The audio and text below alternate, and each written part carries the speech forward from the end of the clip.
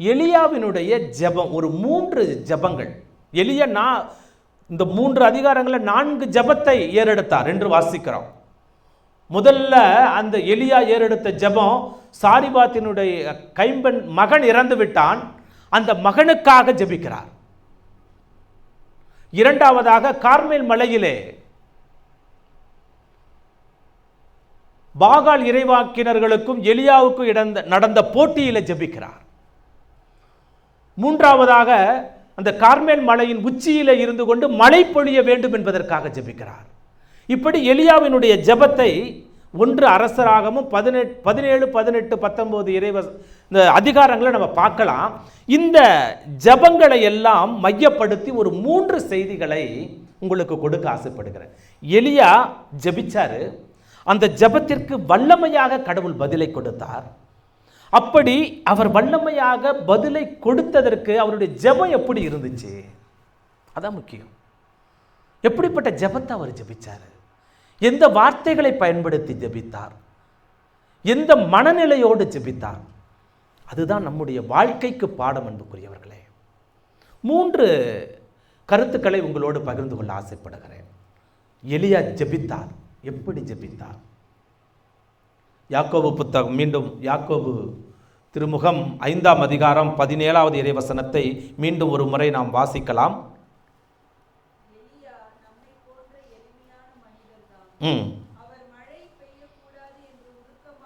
அதோடு நிறுத்துவோம். மழை பெய்யக்கூடாது என்று உருக்கமாக வேண்டினார். இந்த ஒரு இடத்துல கொஞ்ச நேரம் நிற்போம். மழை பெய்யக்கூடாது என்று வேண்டினார் சொல்லியிருந்திருக்கலாம், உருக்கமாக வேண்டினார். அன்புக்குரியவர்களே, நம்ம எல்லாருமே ஜெபிக்கிறோம். ஆனால் நம்முடைய ஜெபத்திற்கும் இறை மனிதர்களுடைய ஜெபத்திற்கும் ஒரு பெரிய வித்தியாசம் இருக்கிறது. அன்புக்குரியவர்களே, என்ன வித்தியாசம் தெரியுமா? இந்த உருக்கமாக ஜெபிக்கக்கூடிய மனநிலை. உருக்கமாக ஜெபிக்கக்கூடிய மனநிலை என்றால் என்ன? அது தெரிஞ்சாதானே எலியா எப்படி ஜெபிச்சாருன்னு நமக்கு புரியும். உருக்கமாக ஜெபிக்கக்கூடிய மனநிலை என்றால், ஒரு உதாரணத்தை சொல்லுகிறேன். மற்றவர்களது துன்பத்தை என்னுடைய துன்பமாக, என்னுடைய துயரமாக ஏற்றுக்கொள்வது. எலியாவினுடைய வாழ்க்கையிலிருந்தே அந்த உதாரணத்தை உங்களுக்கு எடுத்து சொல்லுகிறேன். 1 அரசராகமும் 17ஆம் அதிகாரம், 1 அரசராகமும் 17ஆம் அதிகாரம் 17, 18, 19 3 இறைவசனங்களை அமைதியாக கொஞ்சம் நிறுத்தி வாசிங்க. இதற்கு பின் ஒரு நாள் வீட்டு தலைவியான அந்த பெண்ணின் மகன் நோயுற்றான். அவனது நோய் மிகவும் முற்றவே அவன் மூச்சு நின்று விட்டது. அவர் எலியாவிடம், கடவுளின் அடியவரே, எனக்கு ஏன் இப்படி செய்தீர்?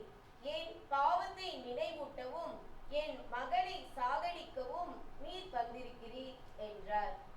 எலியா அவரிடம், உம் மகனை என்னிடம் கொடு என்று சொல்லி அவனை அவர் மடியில் இருந்து எடுத்து தாம் தங்கியிருந்த மாடி அறைக்கு தூக்கிச் சென்று தம் படுக்கையில் கிடத்தினார். போதும் போதும். அன்புக்குரியவர்களே, இந்த நிகழ்வை நீங்கள் படித்திருப்பீர்கள். இருந்தாலும் குறித்து வைத்துக் கொள்ளுங்கள். உங்கள் இல்லத்திற்கு சென்ற பிறகு இந்த நிகழ்வை மீண்டுமாக நான் சொன்ன அந்த கோணத்தில் படித்து பாருங்கள். அன்புக்குரியவர்களே, சாரிபாத்தினுடைய ஒரு கைம்பெண்ணினுடைய வீட்டிற்கு எலியா அனுப்பப்படுகிறார் கடவுளால். ஏன் அனுப்பப்படுறாரு? பஞ்சம் முற்றி போய்விட்டது. எலியா இருந்த இடத்துல உள்ள நீரூற்ற தண்ணி கூட இல்லை, குடிக்கிறதுக்கு தண்ணி கூட இல்லை. அப்போ எலியாவை கடவுள் சாரிபாத்து என்ற இடத்தில் வசிக்கக்கூடிய ஒரு விதவையிடம் அனுப்புகிறார். அப்போ எலியா கேட்டார், ஆண்டவரே, இந்த நாடு முழுவதும் பஞ்சத்தில் அடிபட்டு போய் கிடக்கு, இப்போ போய் ஒரு விதவையிடம் போய் என்னை அனுப்புங்கள்ல, அவங்கள்ட்ட எங்கள் உணவு இருக்க போகிறது என்று எலியா கேட்டிருக்கலாம். ஆண்டவர் சொன்னபடி அவர் சென்றார். அந்த பெண்ணினுடைய இல்லத்தில் அவர் தங்கி இருக்கிறார்.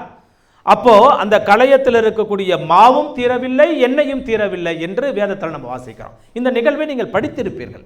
இப்போ அந்த விதவையினுடைய மகன் இறந்து போய்விட்டான். அவளுக்கு இருக்கக்கூடிய ஒரே மகன், ஒரே சொந்தம், அவனும் செத்து போயிட்டான். இப்போ அந்த பெண்மணியானவள் கதறுகிறாள்.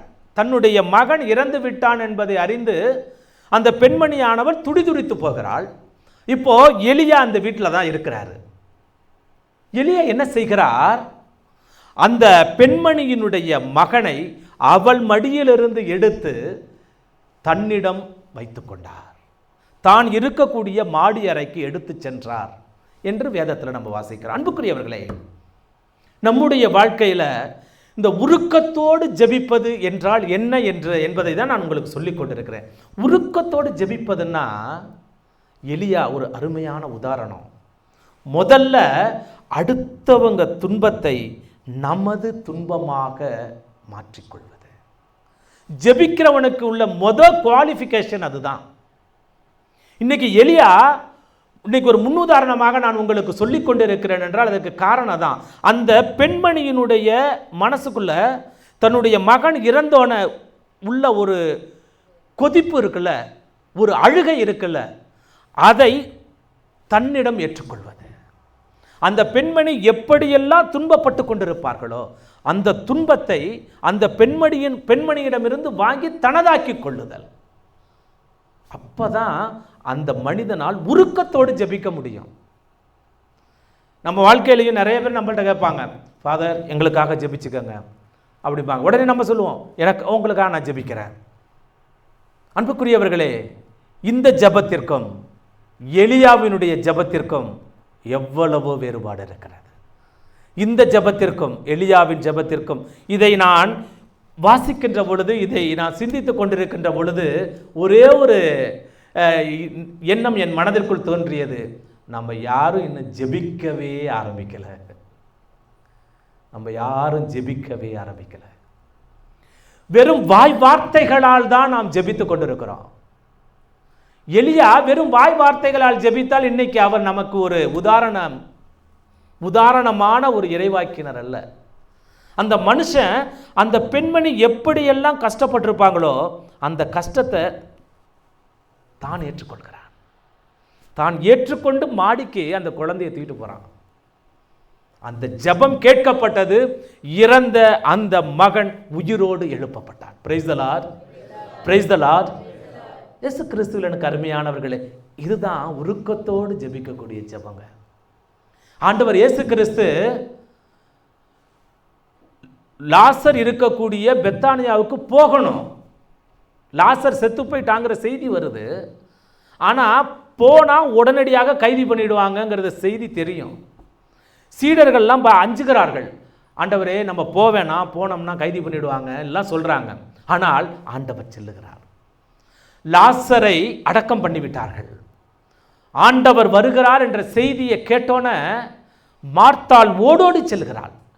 ஆண்டவரை பார்த்து கேட்கிறார், ஆண்டவரே நீ இங்கே இருந்திருந்தீங்கன்னா என் சகோதரன் இறந்திருக்க மாட்டான். எவ்வளவு ஒரு வேதனை இல்லை. அக்கா தங்கச்சிங்க 2 பேர், அவங்கள பார்த்துக்கிற ஒரே சகோதரன் இறந்து போய்விட்டான். தன்னுடைய வேதனையினுடைய விளிம்பில் அந்த மார்த்தா கண்ணீரோடு சொல்லுகிறாள், ஆண்டவரே நீங்கள் மட்டும் இருந்திருந்தீங்கன்னா என் சகோதரன் இறந்திருக்க மாட்டான்.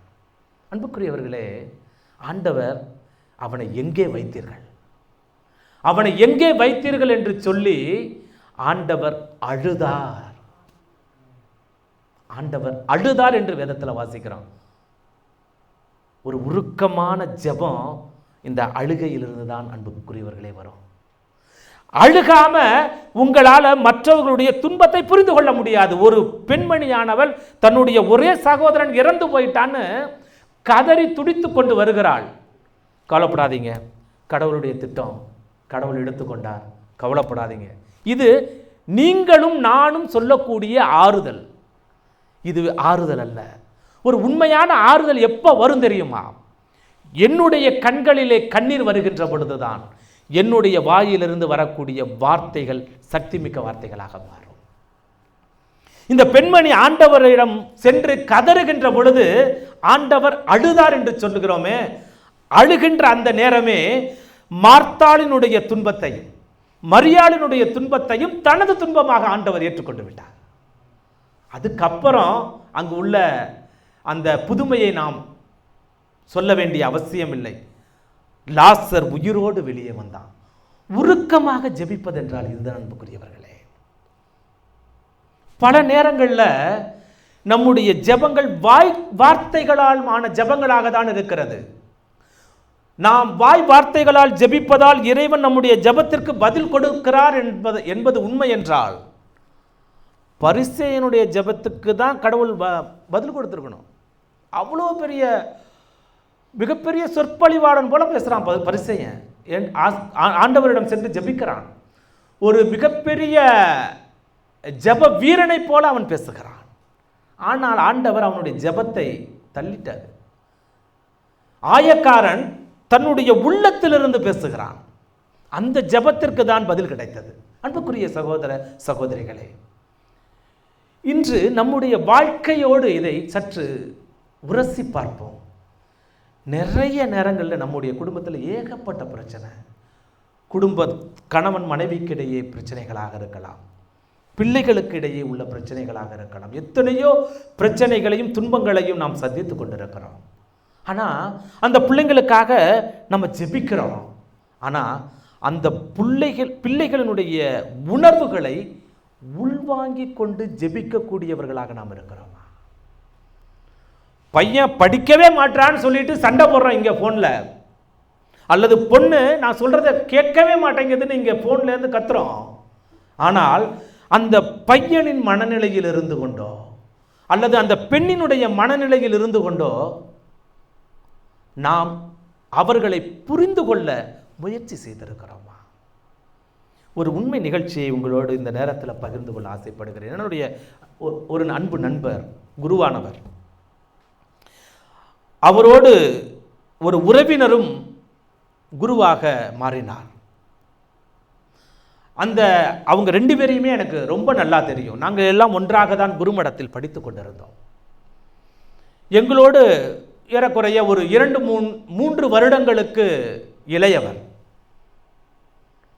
நல்ல திறமைசாலி, நல்ல பிரசங்கம் வைக்கக்கூடிய கிஃப்ட் அவருக்கு இருந்துச்சு. நல்ல மியூசிஷியன். ஏதாச்சும் ஒரு நிகழ்வை ஆர்கனைஸ் பண்ணோம்னா அவ்வளவு தெளிவாக ஆர்கனைஸ் பண்ணக்கூடிய கெப்பாசிட்டி உள்ளவர்.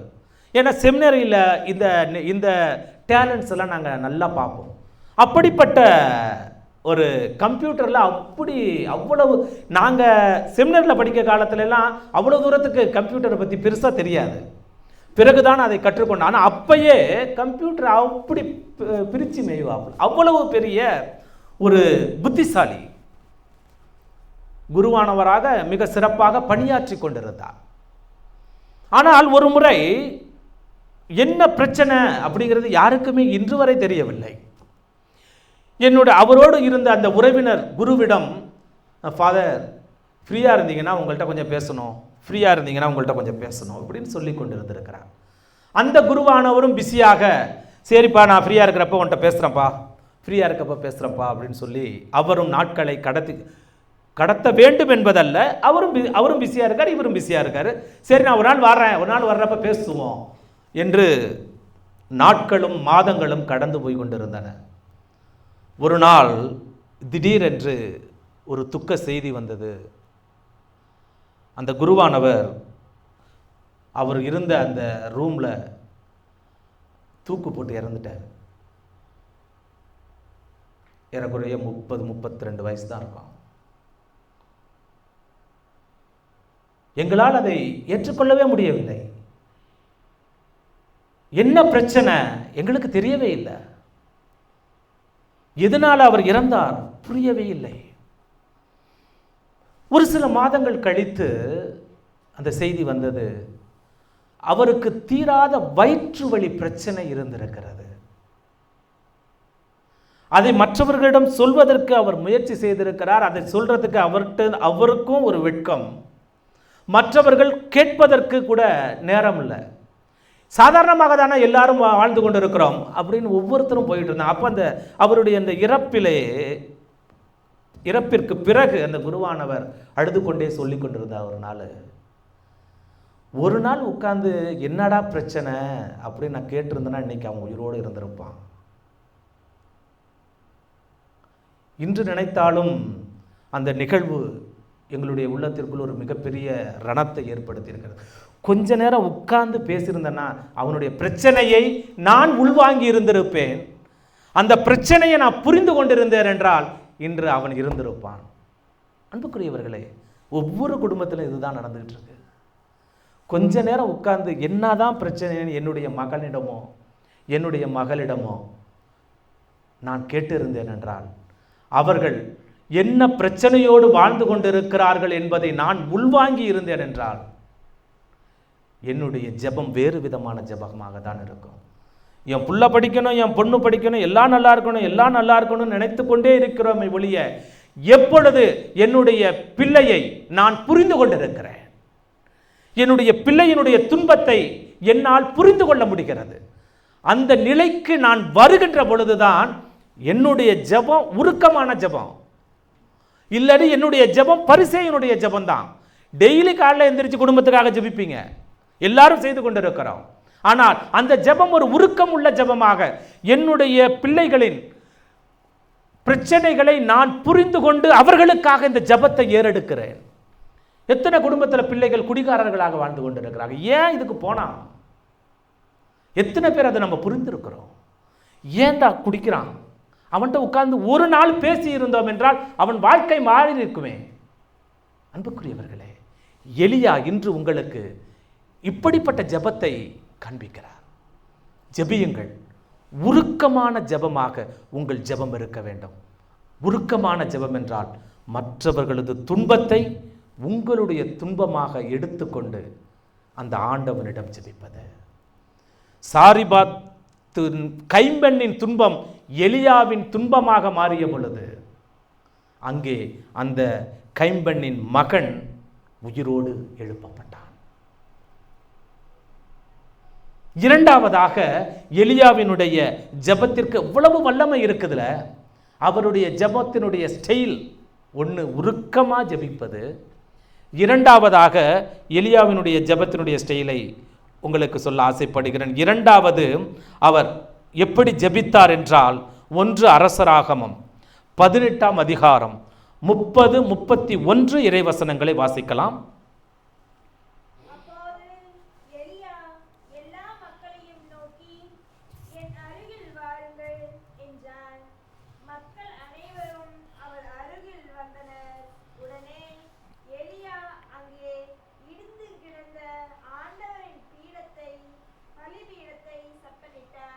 போதும், தொடர்ந்து வாசிங்க. அந்த வார்த்தையும் வாசிச்சிருக்கேன்.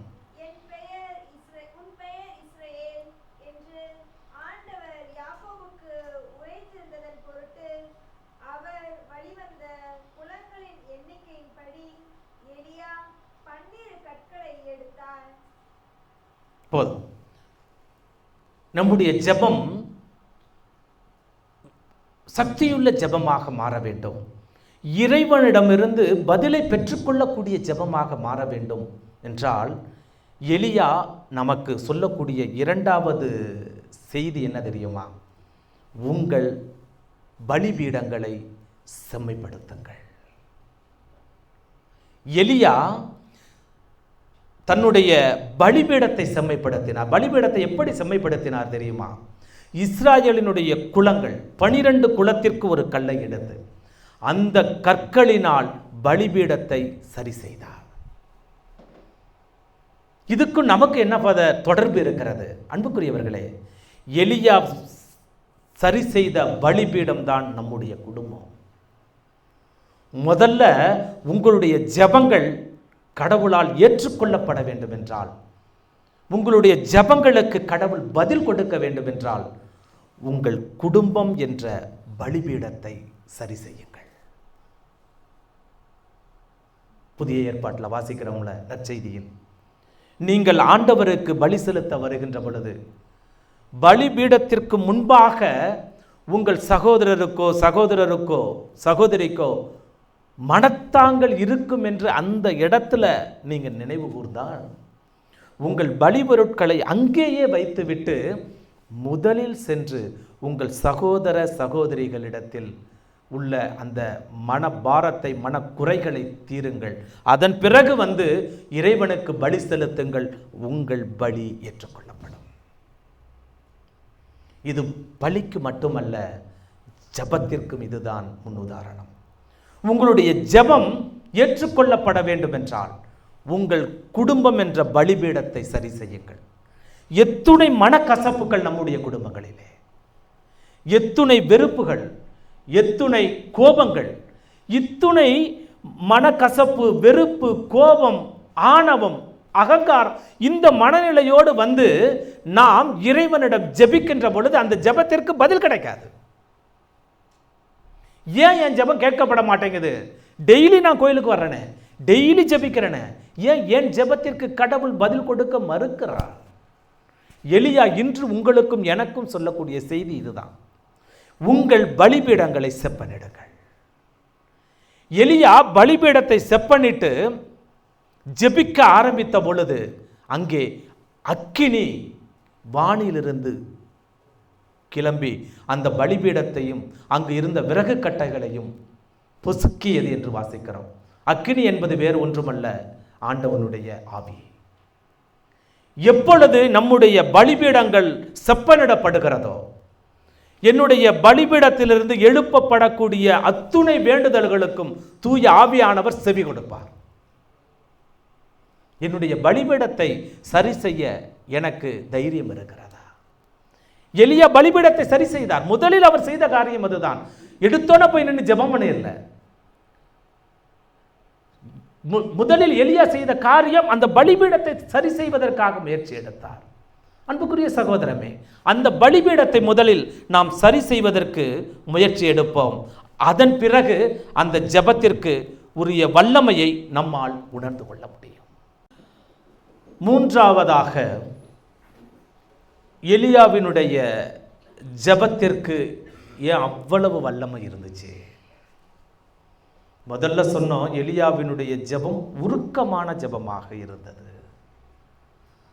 இரண்டாவதாக சொன்னேன், எலியாவினுடைய ஜெபம் கடவுளிடமிருந்து பதிலை பெற்றுக்கொள்வதற்கு காரணம் அந்த ஜெபத்திற்கு முன்னால் அவர் செய்த காரியம். அவர் பலிபீடத்தை செப்பனிட்டார். மூன்றாவதாக, எலியாவினுடைய ஜெபம் வல்லமையுள்ள ஜெபமாக, அக்கினியை விண்ணிலிருந்து பொழிவதற்கு ஏற்ற ஜெபமாக, தூய ஆவியானவர் இறங்கி வருவதற்கு ஏற்ற ஜெபமாக இருந்ததற்கு காரணம் அவருடைய விசுவாசம், பக்தி வைராக்கியம். ஆமென். எலியாவினுடைய அந்த பக்தி வைராக்கியம். அரசராகமம் 1 அரசராகமம் 18ஆம் அதிகாரம் 41வது இறைவசனத்தை வாசிக்கலாம்.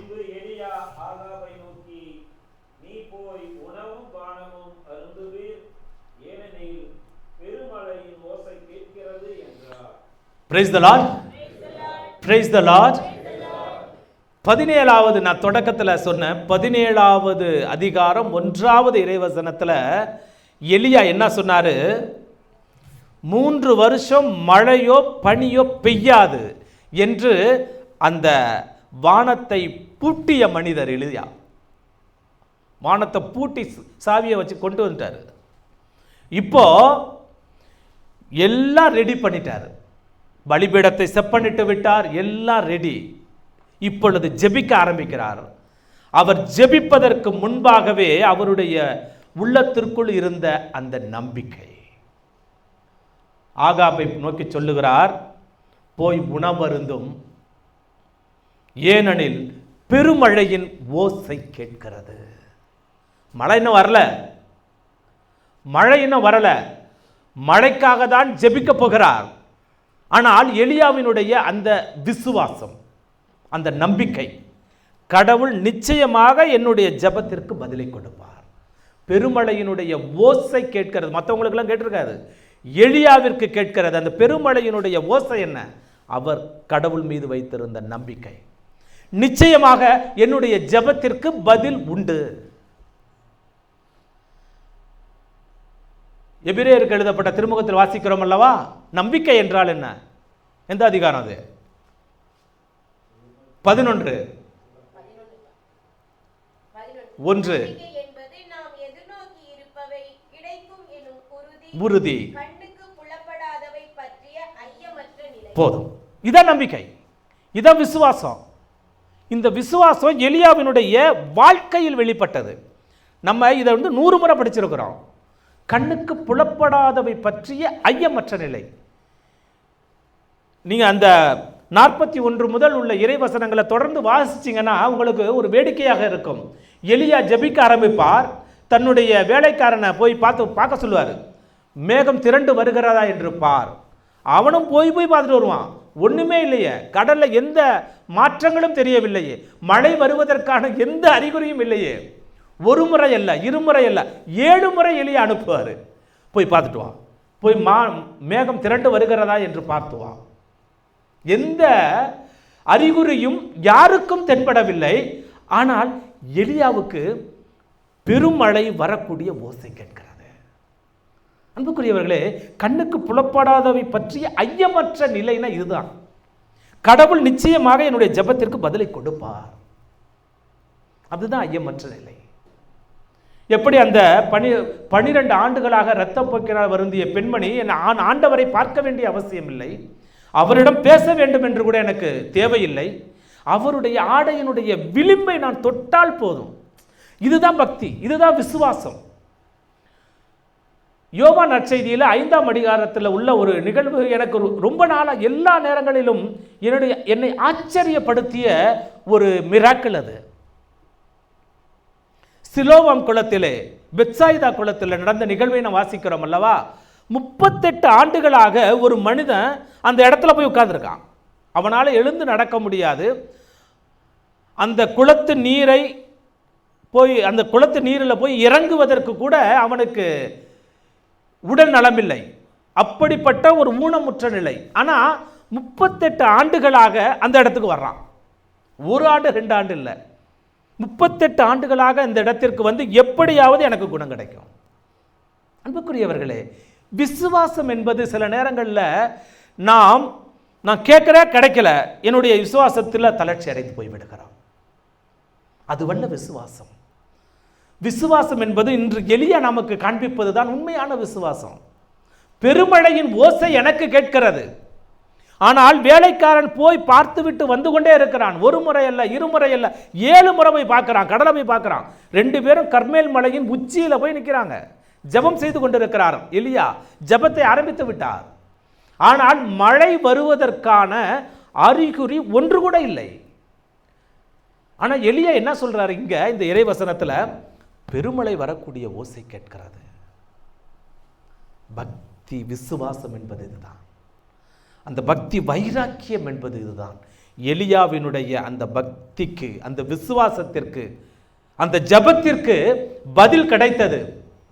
மிக பெரும் மழை இஸ்ரேல் தேசத்தை நனைத்தது. பெரும் காற்றுடன் கூடிய மழை பெய்தது என்று நாம் வேதத்தில் வாசிக்கிறோம்.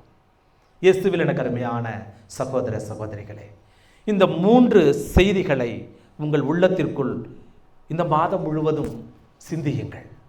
என்னுடைய ஜெபம் இந்த எலியாவினுடைய ஜெபத்தை போல இருக்கிறதா? நான் எனக்காக, எனது குடும்பத்திற்காக, எனது பிள்ளைகளுக்காக நான் ஒவ்வொரு நாளும் ஜெபிக்கிறேனே, என்னுடைய ஜெபம் எப்படி இருக்கிறது? நான் எப்படி ஜெபிக்க வேண்டும் என்று இன்று எலியா எனக்கு கற்றுக் கொடுத்திருக்கிறாரே, அப்படி நான் ஜெபிக்கிறேனா என்று நாம் சிந்தித்தவர்களாக முழங்கால் படியிடுவோம். ஒரு சில மணித்துளிகள் ஜெபித்து இறை ஆசீர்வாதத்தை நாம் பெற்றுக்கொள்ள இருக்கிறோம். முடிந்தவர்கள் முழங்கால் படியிடலாம், முடியலன்னா அமர்ந்திருங்கள், கண்களை மூடுவோம். இந்த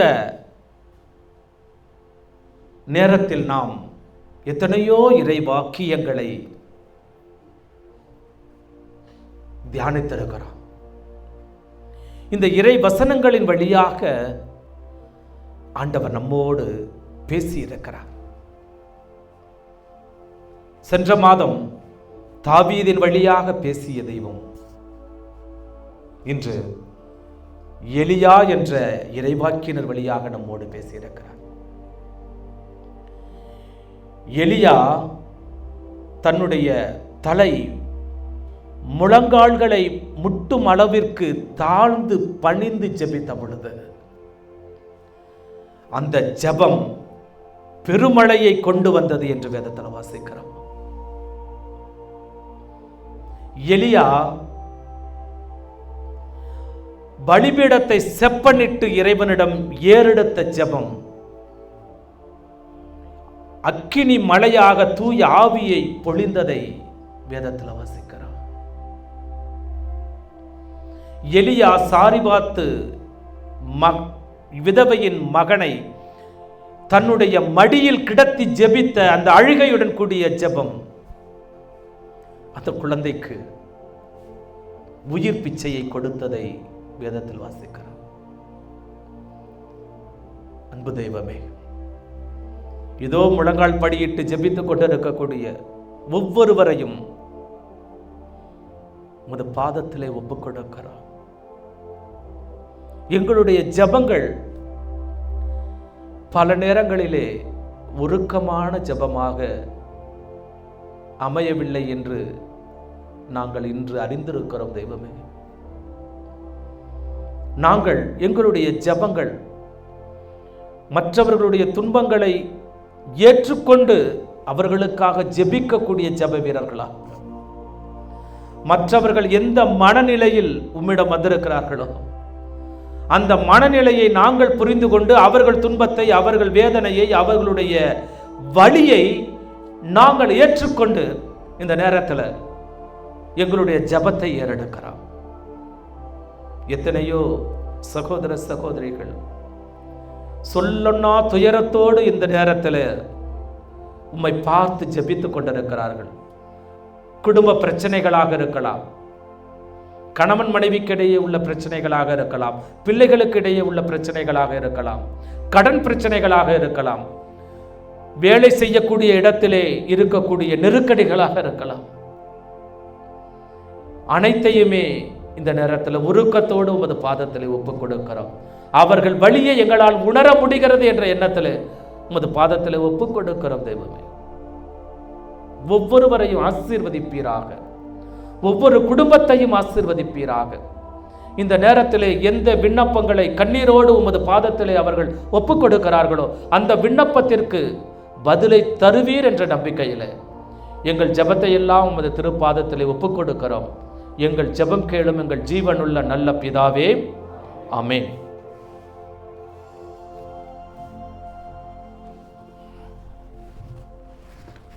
மாண்புயிர்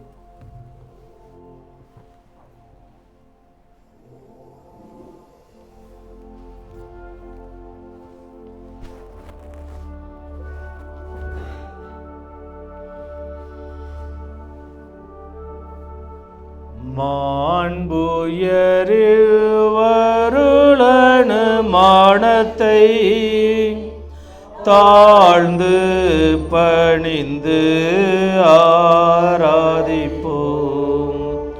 பழைய நியம முறைகள் அனைத்தும் இனி மறைந்து முடிவு பெறுக. புதிய நியம முறைகள் வருக. மனிதர் இதனை அறிய இயலா குறையை நீக்க விசுவாசத்தின் உதவி பெறுக.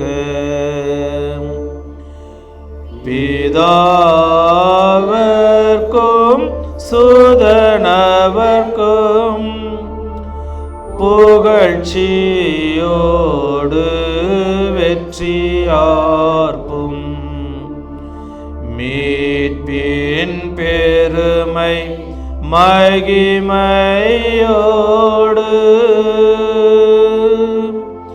வலிமை வாழ்த்து யாவுமாக இருவரிடமாய் வருகின்றவராம் தூய ஆவி ஆனவர்க்கும் அளவில்லாத சம புகழ்ச்சி என்றுமே உண்டாகுக.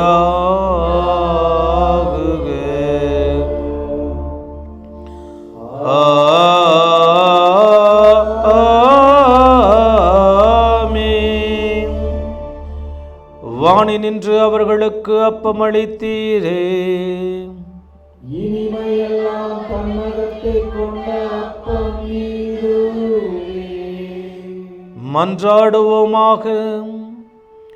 இறைவா, இந்த வியப்புக்குரிய அருளடையாளத்திலே உம்முடைய பாடுகளின் நினைவை எங்களுக்கு விட்டு சென்றீர்.